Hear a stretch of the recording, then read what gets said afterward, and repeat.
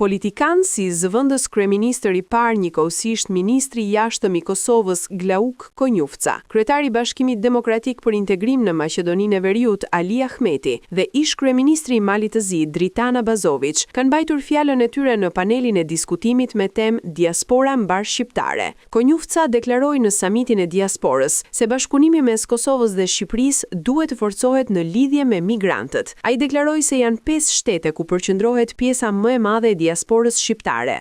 Masat që do t'i merë së bashku Republika e Shqipërisë dhe Republika e Kosovës, së bashku me të tjerë që i kemi, se cilat janë ato projekte përmes cilave ne e forcojmë edhe më tutje e mirëmbajmë e ushqejmë identitetin tonë, të mërgatës kudo që jeton ajo.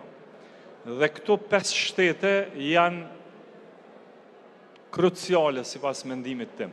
Ndërkaq, Ahmeti komentoi protestat e fundit të studentëve në Republikën e Maqedonisë së Veriut për të kryer provimet në gjuhën shqipe. Ai tha se Maqedonia e Veriut ka nevojë për shqiptarët, ose në të kundërt, nuk ka të ardhme.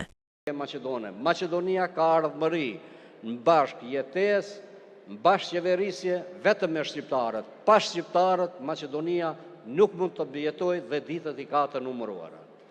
Abazović u shpreh se vendet fqinje duhet të bashkëpunojnë për të integruar në BE, pasi ndryshe do të ketë konflikte. Pa përfundej,